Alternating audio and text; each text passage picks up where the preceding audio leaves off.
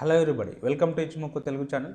మనం ప్రతిరోజు Nifty and bank Nifty చార్ట్ను రివ్యూ చేస్తున్నాం based on CPR and Ichimoku indicator ప్రకారం. అలాగే ఆప్షన్ చైన్ డాటాను కూడా అనాలిసిస్ చేయడం జరుగుతుంది. అందులో భాగంగా ఈరోజు ఎలా ఉంటుందో ఒకసారి చూద్దాం.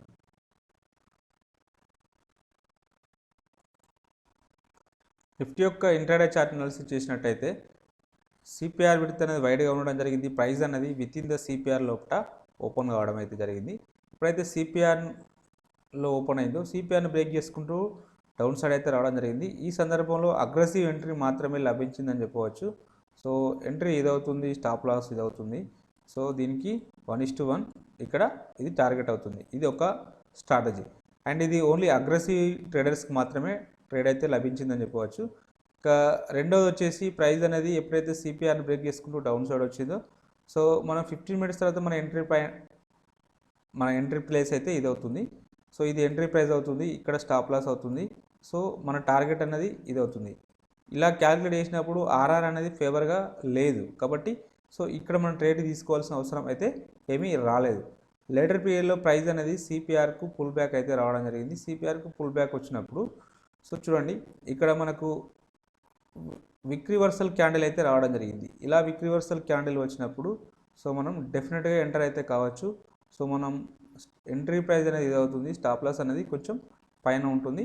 సో దీనికి 1:2 టైమ్స్ ఈజీగా అచీవ్ కావడం అయితే జరిగింది. లెటర్ పీరియడ్లో మళ్ళీ ఒకసారి పుల్ బ్యాక్ రావడం జరిగింది. సో పుల్ బ్యాక్ వచ్చినప్పుడు సో ఇది కంప్లీట్గా దీని కింద క్లోజ్ అయిన తర్వాత మాత్రం ట్రేడ్ అయితే ఇనిషియేట్ చేస్తాం. సో అప్పుడైతే ఇలా అవుతుంది, ఇది ఎంట్రీ అవుతుంది. సో ఇది స్టాప్ లాస్ అవుతుంది. సో టార్గెట్ 1:2 ఇది కూడా అచీవ్ కావడం అయితే జరిగింది.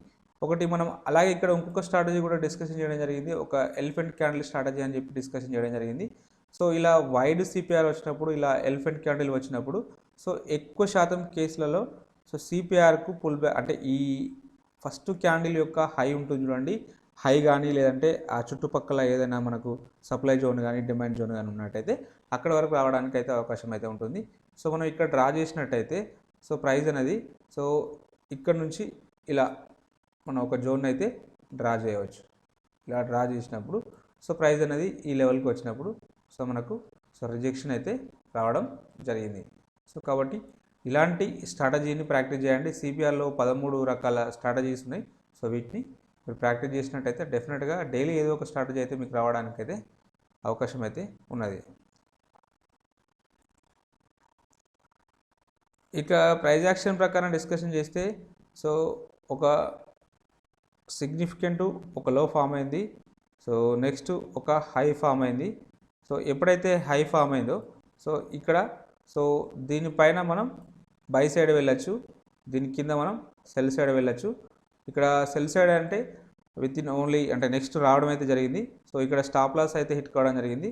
లేటర్ పీరియడ్లో మళ్ళీ ఈ హై పైన మనం బై తీసుకున్నట్టయితే సో మన స్టాప్ లాస్ అనేది అప్పుడు ఏమవుతుంది, స్టాప్ లాస్ అనేది ఇదవుతుంది, ఎంట్రీ అనేది ఇదవుతుంది.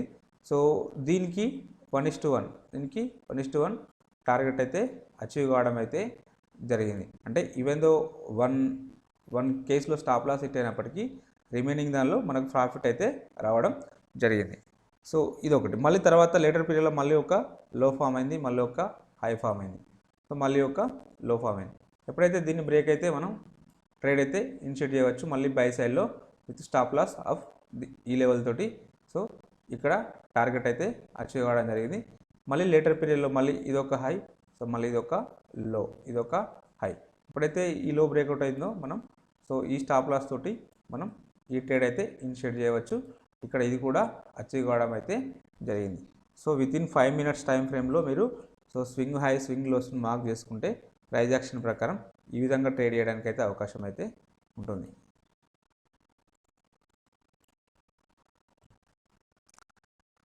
సప్లై డిమాండ్ జోన్స్ గురించి డిస్కషన్ చేస్తే ఇక్కడ మనం ఇవ్వబడిన జోన్కి అయితే ప్రైస్ అయితే రీచ్ కాలేదు, దగ్గర వరకు వచ్చి సో అంటే మరీ కంప్లీట్గా కొంచెం ముందు నుంచే రివర్స్ అయితే కావడం జరిగింది. సో ఎనీహౌ ఈ జోన్ ఇలానే ఉంచుదాం. సో మేబీ రేపటి రోజున ఈ వర్క్ కావడానికి అయితే అవకాశం అయితే ఉంటుంది. సో మనం వీక్ టు వీక్ డ్రా చేసినట్టయితే మేబీ ఈ జోన్ వచ్చేదేమో. సో బట్ మనం అలా అంటే ఓన్లీ బాడీ టు వీక్ మాత్రమే డ్రా చేయడం జరిగింది.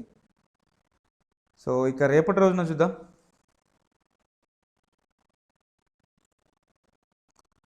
రేపటి రోజున ఇక్కడ ఓన్లీ కొత్త జోన్ వచ్చేసి ఇక్కడ ఇది ఒకటి మాత్రమే ఉండడం జరిగింది.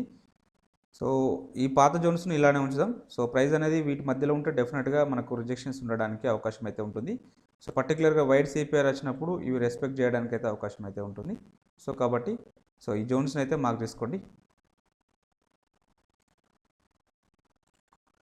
ఆప్షన్ చైన్ డాటాను చూసినట్టయితే highest open test call cell వచ్చేసి 18,000 దగ్గర ఉన్నది.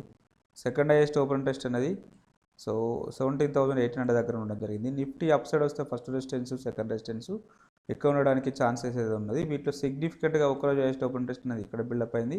సో కాబట్టి ఈ లెవెల్ అనేది మనకు స్ట్రాంగ్ రెసిస్టెన్స్ లాగా యాక్ట్ చేయడానికి అవకాశం అయితే ఉన్నది. అలాగే ఓవరాల్ సినారియోని చూసినట్టయితే షార్ట్ బిల్డప్ అయింది కాబట్టి నెగిటివ్ కంటిన్యూ కావడానికి అయితే అవకాశం అయితే ఎక్కువగా ఉన్నది. సో ఇక పుట్ సైడ్లో చూసినట్టయితే పుట్ సైడ్లో వచ్చేసి హైయెస్ట్ ఓపెన్ టెస్ట్ అనేది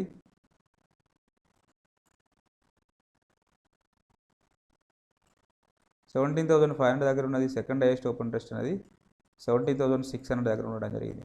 నిఫ్టీ డౌన్ సైడ్ వస్తే ఫస్ట్ సపోర్టు సెకండ్ సపోర్టు ఇక్కడ ఉండడానికి అవకాశం అయితే ఉన్నది.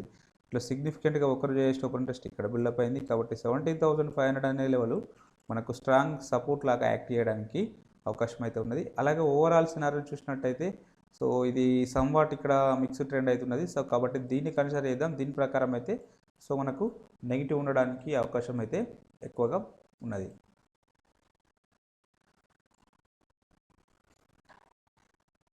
ఇక ఇచిముకి ఇండికేటర్ ప్రకారం అనాలిసిస్ చేసినట్టయితే ప్రైస్ అనేది క్లౌడ్ పైన ఉన్నది. సో బట్ కన్వర్జన్ లైన్ కింద ఉండడం అయితే జరిగింది. సో ఇన్ కేస్ ప్రైస్ అనేది ఈ కన్వర్జన్ లైన్ పైకి వచ్చేసి సో ఈ హై అనేది బ్రేక్ చేస్తే డెఫినెట్గా మన నెక్స్ట్ టార్గెట్ సో ఇక్కడ వరకు ఉండడానికి అయితే అవకాశం అయితే ఉన్నది. అదర్వైజ్ లేకపోతే ఈ లో బ్రేక్అవుట్ అయింది అనుకోండి, ఇది నిన్నటి క్యాండిల్తో పోల్చుకున్నప్పుడు మనకి ఇన్సైడ్ క్యాండిల్ రావడం జరిగింది. సో ఎప్పుడైతే ఈ క్యాండిల్ లో అనేది బ్రేక్ చేసుకుంటూ డౌన్ సైడ్ వచ్చింది అనుకోండి, సో డెఫినెట్గా మళ్ళీ ఒకసారి ఇక్కడ అంటే ఇక్కడ వరకు రావడానికి అయితే ఛాన్స్ అయితే ఉంటుంది. సో ఈ లెవెల్ వచ్చేసి 17,500 అనేది స్ట్రాంగ్ సపోర్ట్ లాగా యాక్ట్ అయితే అవుతుంది. సో కాబట్టి ఈ లెవెల్ని మార్క్ చేసుకోండి.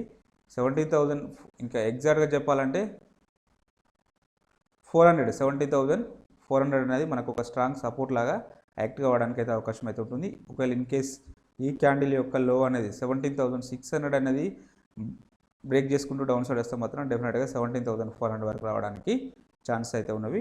సో ఈ రెండు లెవెల్స్ని మార్క్ చేసుకోండి. పైన ఈ లెవెల్ సెకండ్ ఈ లెవెల్. సో ప్రైస్ అనేది విత్ ఇన్ ద ఈ క్యాండిల్ లోపల ఈ మదర్ క్యాండిల్ లోపల ఉంటే మాత్రం డెఫినెట్గా సైడ్ వేస్లో ఉంటుంది. సో అది ఎటో సైడ్ అయితే బ్రేక్అవుట్ అయితే రావాలి. వస్తే మాత్రం డెఫినెట్గా అప్ సైడ్లో ఈ లెవెల్ డౌన్ సైడ్లో ఈ లెవెల్ అచీవ్ కావడానికి అయితే అవకాశం అయితే ఉన్నది. అవర్లీలో చూసినట్టయితే అవర్లీలో న్యూట్రల్ అయితే ఉండడం జరిగింది. ప్రైస్ అనేది విత్ ఇన్ ద క్లౌడ్లో ఉండడం జరిగింది. సో కాబట్టి మనం ఏం కన్క్లూడ్ చేయలేము. సో ఎప్పుడైతే ఈ లోస్ బ్రేక్అవుట్ అయినాయి అనుకోండి, డౌన్ సైడ్ ఇక్కడ వరకు రావడానికి అయితే మనకు అవకాశం ఇక్కడ వరకు రావడానికి 17,400.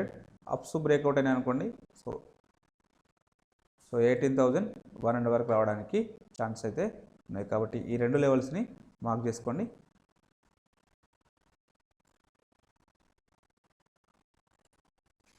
బ్యాంక్ నిఫ్టీ యొక్క ఇంట్రాడే చార్ట్ అనాలిసిస్ చేసినట్టయితే సో ప్రైస్ అనేది సో సిపిఆర్ కింద ఓపెన్ అవ్వడం జరిగింది.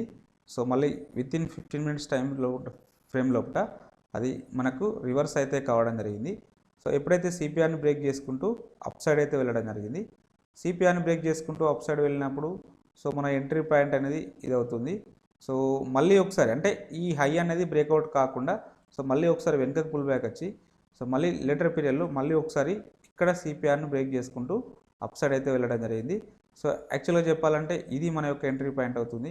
సో స్టాప్ లాస్ అనేది ఇది అవుతుంది. సో దీనికి 1:1 టార్గెట్ అనేది ఇక్కడ ఉంటుంది. అదైతే ఈజీగా అచీవ్ కావడం అయితే జరిగింది. సో ఇక లెటర్ పీరియడ్లో మళ్ళీ ఒకసారి సిపిఆర్కి పుల్ బ్యాక్ రావడం జరిగింది. మళ్ళీ ఒకసారి ఇలా అంటే ప్రీవియస్ డే హై వరకు రీచ్ కావడం జరిగింది. సో మళ్ళీ ఒకసారి సిపిఆర్కి పుల్ బ్యాక్ మళ్ళీ ఇలా అంటే చాలాసేపు సైడ్ వేస్లోనే మూవ్ కావడం జరిగింది. లాస్ట్ మూమెంట్లో డౌన్ సైడ్ అయితే రావడం జరిగింది. సో ఇలా వైడ్ సిపిఆర్ వచ్చినప్పుడు డెఫినెట్గా సైడ్ వేస్ ఉండడానికి అవకాశం అయితే ఉంటుంది. సో కాబట్టి సిపిఆర్ విడుతున్న అయితే డెఫినెట్గా మీరు కన్సిడర్ చేయాల్సి అయితే ఉంటుంది. సో ప్రైస్ అంటే మీరు ట్రేడ్ చేసేటప్పుడు సో డెఫినెట్గా సిపిఆర్ విడుతు అనేది ఎలా ఉంటుందని ఒకసారి అంటే ఎక్కువగా ఉంటే సైడ్ వేస్ ఉండడానికి అవకాశం ఉంటుంది. కాబట్టి సో దాని ప్రకారం డిసిషన్ తీసుకుంటే మనకు బెటర్ రిజల్ట్స్ అయితే ఉంటాయి. ఒక ప్రైస్ యాక్షన్ ప్రకారం ప్రైస్ అనేది ఒక హై ఇలా ఒక హై ఫామ్ అయింది, నెక్స్ట్ ఇలా ఒక సిగ్నిఫికెంట్ లో ఫామ్ అయింది. సో ఎప్పుడైతే ఈ హై బ్రేక్అవుట్ అవుతుందో మనం ట్రేడ్ తీసుకోవచ్చు. సో దీని ప్రకారం ఇది మన యొక్క సో ఇది ఎంట్రీ పాయింట్ అవుతుంది, ఇది స్టాప్ లాస్ అవుతుంది, టార్గెట్ ఇది అవుతుంది. సో అది అచీవ్ కావడం అయితే జరిగింది, అంటే ఫుల్ టార్గెట్ అనేది ఇక్కడ అచీవ్ కావడం అయితే జరిగింది. సో ఇక రెండోది వచ్చేసి సో మళ్ళీ ఒక లో ఫామ్ అయింది, మళ్ళీ ఒక హై ఫామ్ అయింది. సో మళ్ళీ సో ఎప్పుడైతే ఈ లో బ్రేక్అవుట్ వస్తుందో మనం అప్పుడు ట్రేడ్ అయితే ఇనిషియేట్ చేయవచ్చు. సో ఇక్కడ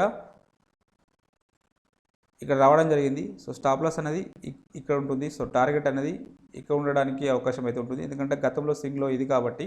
సో ఇక్కడ మనం ఆర్ఆర్ని క్యాలిక్యులేట్ చేసినప్పుడు సో ఇంత రిస్క్ తీసుకుంటాం, ఓన్లీ ఇంతే రివార్డ్ అయితే వస్తుంటుంది కాబట్టి సో ఇది ఫేవరబుల్ ట్రేడ్ అయితే కాదు. సో కాబట్టి ఇక్కడ ట్రేడ్ అయితే ఇనిషియేట్ చేయవద్దు. లేటర్ పీరియడ్లో మళ్ళీ ఒకసారి అప్ సైడ్ వెళ్ళింది. సో అప్ సైడ్ వెళ్ళినప్పుడు సో మళ్ళీ ఇక్కడ ఎప్పుడైతే ఈ లో బ్రేక్అవుట్ అయితేనే మనం ట్రేడ్ తీసుకుంటాం.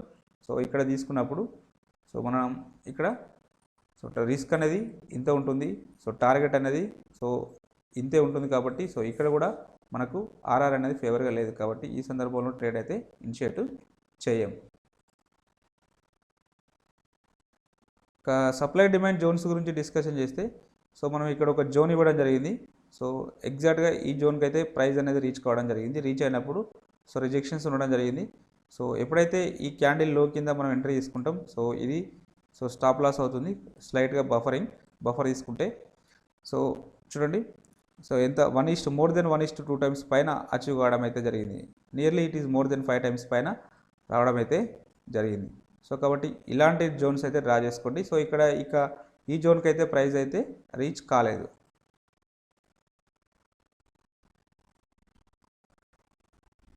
ఇక రేపటి రోజున సో ఇక్కడ ఒక సప్లై జోన్ ఉన్నది, సో ఇక్కడ ఒక డిమాండ్ జోన్ ఉన్నది. సో ఈ రెండు జోన్స్ని అయితే కన్సిడర్ చేయండి. మేబీ ఈ లెవెల్స్కి వచ్చినప్పుడు ప్రైస్ అనేది రిజెక్షన్స్ ఉండడానికి అవకాశం అయితే ఉన్నది.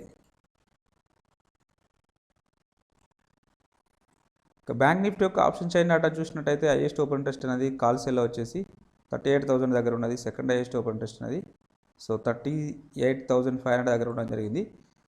బ్యాంక్ నిఫ్టీ అప్సైడ్ వస్తే ఫస్ట్ రెసిస్టెన్స్, సెకండ్ రెసిస్టెన్స్ ఇక్కడ ఉండడానికి ఛాన్స్ అయితే ఉన్నది. వీటిలో సిగ్నిఫికెంట్గా ఒకరోజు హైయెస్ట్ ఓపెన్ ఇంట్రెస్ట్ ఉన్నది. సో ఇక్కడ బిల్డప్ అయింది కాబట్టి ఈ లెవెల్ మనకు స్ట్రాంగ్ రెసిస్టెన్స్ లాగా యాక్ట్ చేయడానికి అవకాశం అయితే ఉంటుంది. అలాగే ఓవరాల్ సినారియోని చూసినట్టయితే సో మనకు షార్ట్ బిల్డప్ అయితే కావడం జరిగింది. షార్ట్ బిల్డప్ అయింది కాబట్టి నెగిటివ్ ఉండడానికి అవకాశం అయితే ఎక్కువగా ఉన్నది. ఇక పుట్ సైడ్లో వచ్చేసి హైయెస్ట్ ఓపెన్ ఇంట్రెస్ట్ ఉన్నది 37,500 దగ్గర ఉండడం జరిగింది. సెకండ్ హైయెస్ట్ ఓపెన్ ఇంట్రెస్ట్ అనేది 37,000 దగ్గర బిల్డప్ కావడం జరిగింది. So bank Nifty down side వస్తే ఫస్ట్ సపోర్టు, సెకండ్ సపోర్ట్ ఇక్కడ ఉండడానికి అవకాశం అయితే ఉన్నది. వీటిలో సిగ్నిఫికెంట్గా ఒక్కరోజు హైయెస్ట్ ఓపెన్ ఇంట్రెస్ట్ అనేది ఇక్కడ బిల్డప్ అయింది. సో కాబట్టి ఈ లెవెల్ మనకు స్ట్రాంగ్ సపోర్ట్ లాగా యాక్ట్ కావడానికి అయితే అవకాశం అయితే ఉన్నది. అలాగే ఓవరాల్ సినారియోని చూసినట్టయితే షార్ట్ బిల్డప్ అయింది కాబట్టి పాజిటివ్ ఉండడానికి అవకాశం అయితే ఉంటుంది. సో వీళ్ళు నెగిటివ్ అంటున్నారు, వీళ్ళు పాజిటివ్ అంటున్నారు. ఓవరాల్గా మనకు సైడ్ వేస్ ఉండడానికి కూడా అవకాశం అయితే ఉన్నది.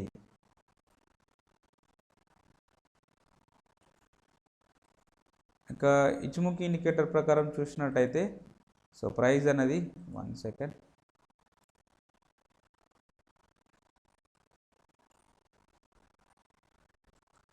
ప్రైస్ అనేది క్లౌడ్ పైన ట్రేడ్ అవుతూ ఉంటుంది, ట్రేడ్ కావడం జరుగుతుంది. సో ఫ్యూచర్ బులిష్లో ఉంది కాబట్టి బులిష్ ఉండడానికి అవకాశం అయితే ఉంటుంది. సో ప్రైస్ అనేది కన్వర్జన్ లైన్ పైన ఉన్నది కాబట్టి సో డెఫినెట్గా బులిష్నెస్ ఉండడానికి అవకాశం అయితే ఉన్నది. సో ఒకవేళ ఇన్ కేస్ ఈ లోస్ బ్రేక్అవుట్ అయ్యి కన్వర్జన్ లైన్ కింద సో మనకు ట్రేడ్ అయితేనే ప్రైస్ అనేది సో నెక్స్ట్ లెవెల్ ఇక్కడ వరకు రావడానికి అయితే ఛాన్స్ అయితే ఉంటుంది. సో ఈ లెవెల్ వచ్చేసి ఎగ్జాక్ట్ లెవెల్ వచ్చేసి 36,600 వరకు రావడానికి అయితే ఛాన్స్ అయితే ఉంటుంది. సో ఇన్ కేస్ ఈ లో బ్రేక్అవుట్ వస్తేనే సో 37,433 లెవెల్ను బ్రేక్ చేసుకుంటూ డౌన్ సైడ్ వస్తే 36,600 వరకు రావడానికి ఛాన్స్ అయితే ఉన్నవి. ఇన్ కేస్ ఈ హైని బ్రేక్ చేసుకుంటూ అప్ సైడ్ వెళ్ళింది అనుకోండి, సో ఈ హై వచ్చేసి 37,915 అంటే 38,000 బ్రేక్ చేసుకుంటూ అప్ సైడ్ వెళ్తే సో నెక్స్ట్ సో 38,740 వరకు వెళ్ళడానికి అయితే అవకాశం అయితే ఉన్నది. సో కాబట్టి ఈ లెవెల్స్ బ్రేక్అవుట్ అవుతున్నాయా లేదా చెక్ చేసుకోండి. సో విత్ ఇన్ ద ఈ రేంజ్లో ఉంటే మాత్రం డెఫినెట్గా సైడ్ వేస్లో ఉండడానికి మాత్రమే అవకాశం అయితే ఉన్నది.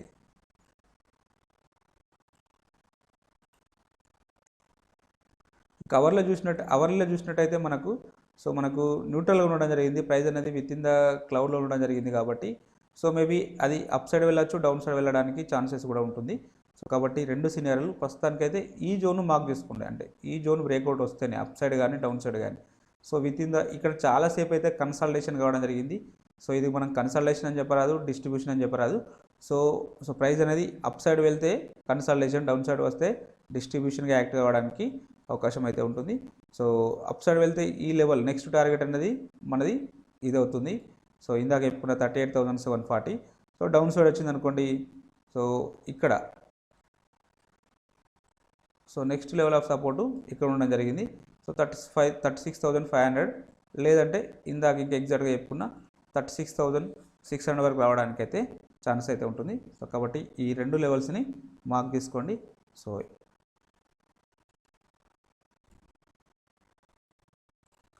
ఎఫ్ఐ డేటాను చూసినట్టయితే సో వాళ్ళు మళ్ళీ అంటే సెల్ చేయడం స్టార్ట్ చేశారు. 1,100 crores సెల్ చేయడం జరిగింది. మన వాళ్ళు నియర్లీ 500 crores బై చేయడం జరిగింది. సో ఎనీహౌ నెగిటివ్ ఉండడానికి అవకాశం అయితే ఎక్కువగా ఉన్నది.